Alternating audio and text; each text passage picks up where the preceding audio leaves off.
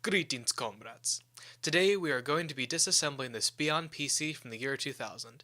BEON was a division of the computer seller CompUSA who wished to go beyond the beige box, at a time when beige was a standard flare.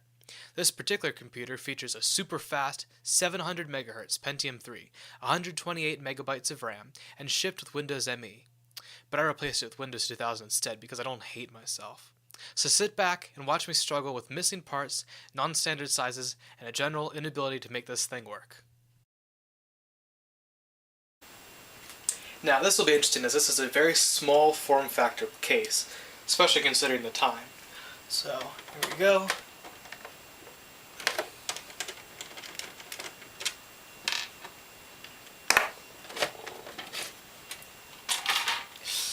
Alright.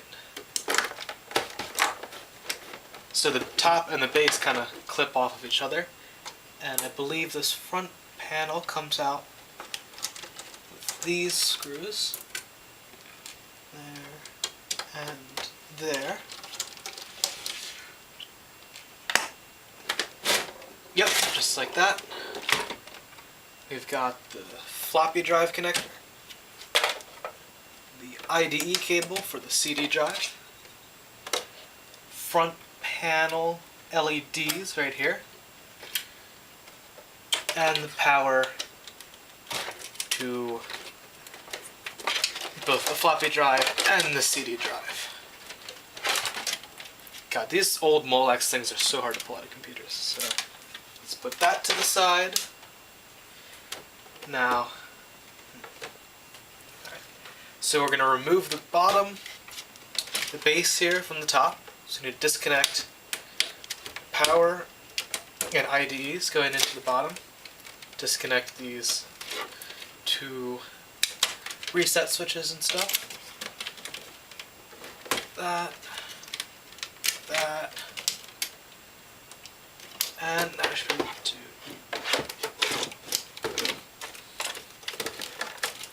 IDE sucks, of course.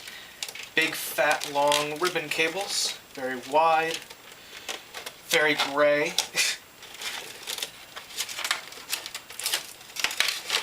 And of course, not a 24-pin power supply, but a 20-pin. Molex and floppy.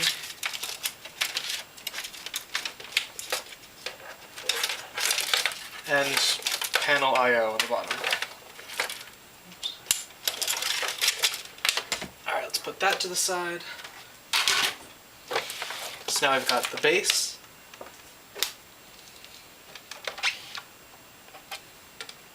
Got the screw attaching the top to the bottom of the base.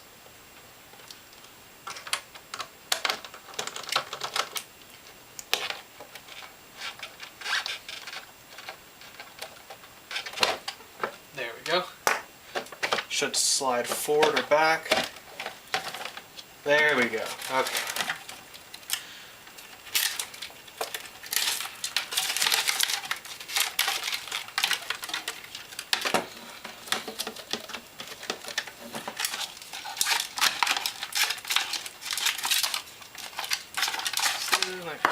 That goes through. Okay. Top of the panel. Now we get down the bottom here. We have the power supply, which is missing the top of it for some reason. And we have our 15 gigabyte Samsung drive. Alright, man, 15 gigabytes. It's like not even the size of a Blu-ray. Now to remove the power supply, take this mount on the back.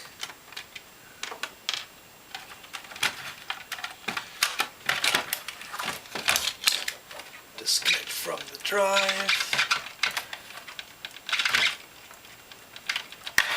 Wiggle, wiggle, wiggle, wiggle.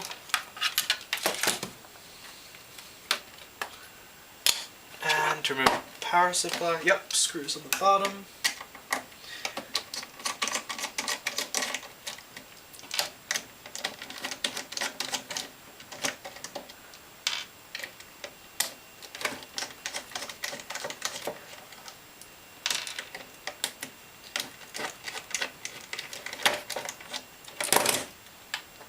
Oh, well, who cares? Doesn't have anything important on it anyways. Maybe some old games. Okay, now that we've got that, let's get the new hardware ready. Okay, so right now we have all the hardware laid out we're going to be putting inside of this. We have 8 gigabytes of DDR4 memory, 2 4-gig sticks. We have a Pentium G4560, so that's 2 cores, 3.5 gigahertz, and 2 hyper-threaded cores. Here we have a front panel port that will replace the floppy drive, obviously, because we're not using that anymore. We have our power supply, and we have our Asus motherboard, which is not an MATX motherboard. It's actually a bit smaller than that. It's called a UATX. So, in order to get this started, we will begin by putting the motherboard into the case, and we'll go from there.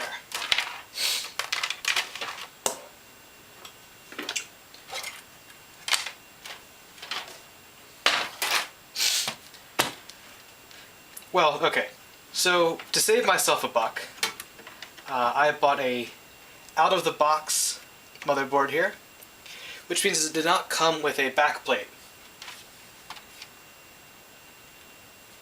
So, for now, there's just not going to be a backplate. What can I do? So we'll begin by putting screws in place, then we'll put, well,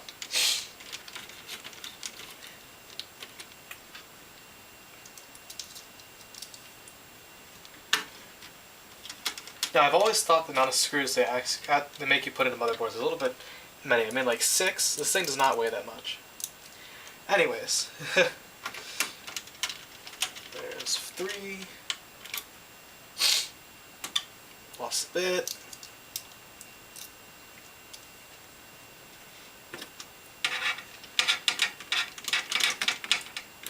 Now, it's definitely not meant as any sort of like gaming rig or anything like that. But since this is only a half-height PCI bay here, however, they do have half-height 1050s, GTX 1050s, and they also have some sort of Radeon cards. Okay, so there's the motherboard in place. Now we're going to take the front section here and put the new front panel in place.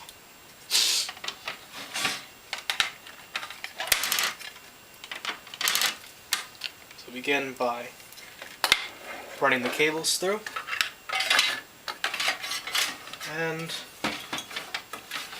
gently sliding that all into place.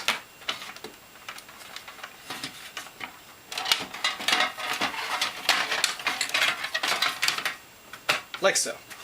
So now we have our 2 USB 3.0 Type A's, microphone port, and a headphone port to replace the microphone, headphone, and the 2 USB Type 1.1s that are on the side of the case. Now, looking at this, we can see that this cable, which plugs into here, breaks out into a standard USB 1 or USB 2 header, along with the audio port. So, in order to give ourselves a few more USB ports, we are going to use just this into the motherboard.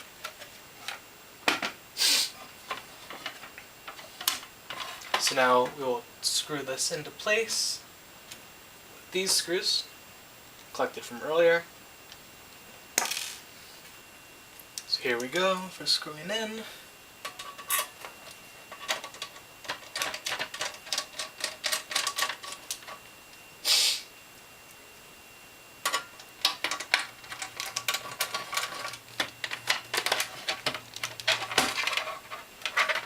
I want to make sure it's nice and flush before I tighten the screws all the way. It feels like it is, so here we go.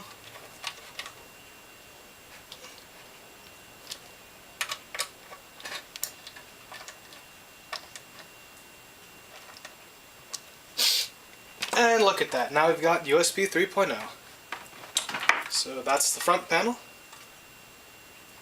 Now, So we have a hard drive LED and a power LED. So now we've got that installed. Let's install the power supply and all the junk in the base. Then we can put the top on the base. Then we can put this on the base. So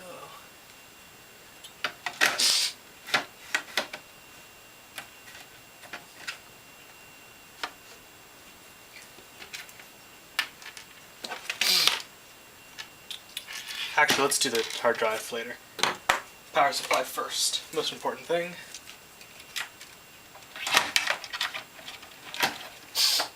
Now the other power supply, if you look in the case here, there's screw holes right at the front there.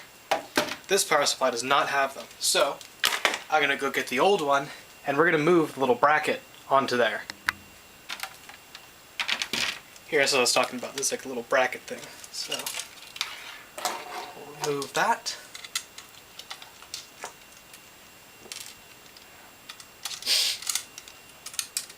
Screw there. Screw there. Perfect. Now I'll take the new power supply.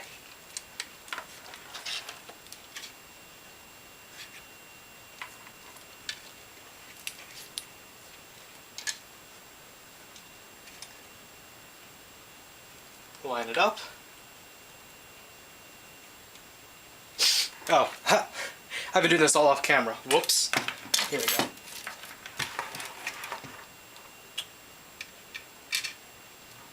First, I want to do a test fit of these screws here.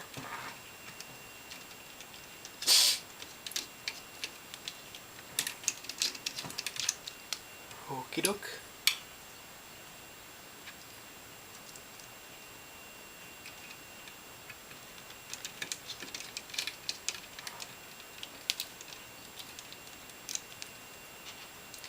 One screw, two screw.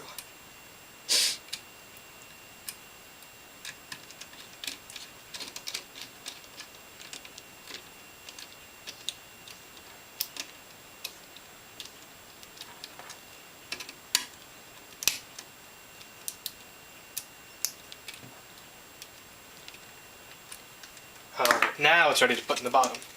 So get that back over here. Line this up, slide it in.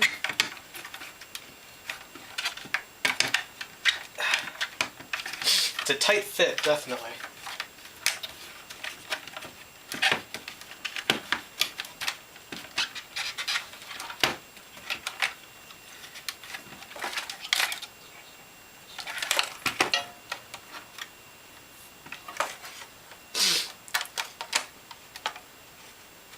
Got that in, we can bend these back. Slide down this little black thing that separates that bottom cable from the top. This hard drive power.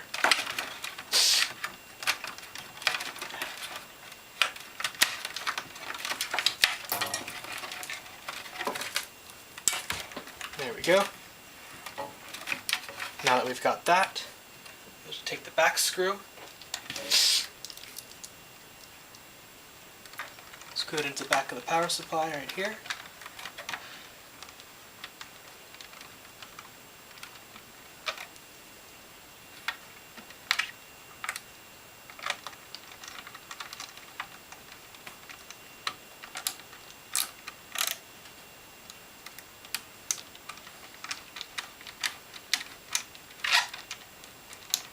Make sure it's nice and tight.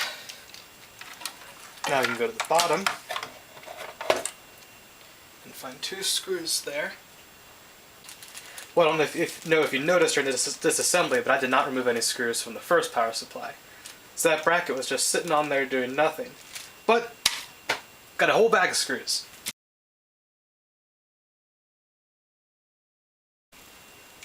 Well, as you probably guessed with my editing cut there, yes, those screws are too short, so I found some random screws.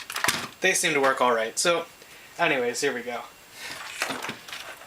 So now that we have power supply in, we can put the hard drive in, and we've taken are longer of the two SATA cables. They'll stretch to the top of the case. Click.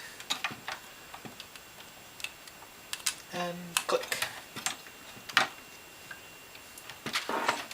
Back over.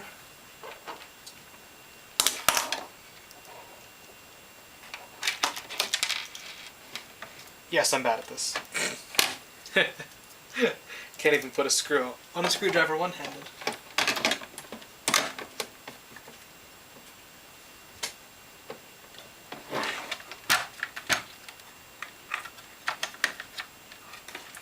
Now I'm sure some of you are asking, why am I bothering to do this? It's just an old plastic case, not all that interesting.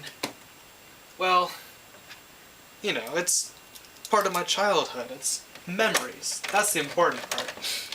It's breathing some new life into an old thing. Very old thing, mind you, almost as old as I am, actually. I think it's a pretty cool style. So anyways, here we go, third and fourth screws.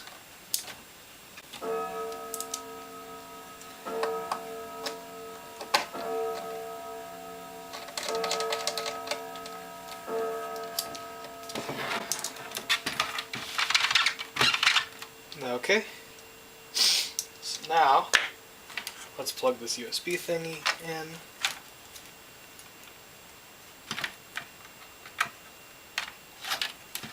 That.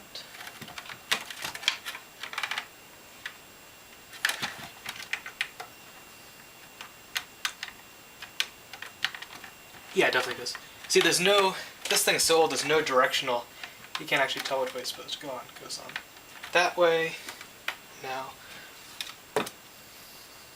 right as I was grabbing this thing, I just noticed power cables, they're not even like attached to the power button. Gonna have to fix this. So the saga worsens. Besides the power button being broken, I also want to put in a DVD drive. I know it's a little old-fashioned, but look at the front of this thing. It's like a big hole in the front if I don't fill it. So, when I put the DVD drive in all the way like it goes, and I insert it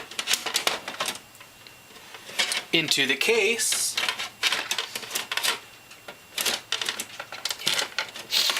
I run into a little problem. Well, besides the fact I can't put the darn thing together. It hits a CPU fan. So that means I gotta order a shorter CPU fan to make this darn thing fit. So in the meantime, I'm gonna put the top on, run the cables through, at least do that, just to make sure everything fits. And I'll see you guys in a week.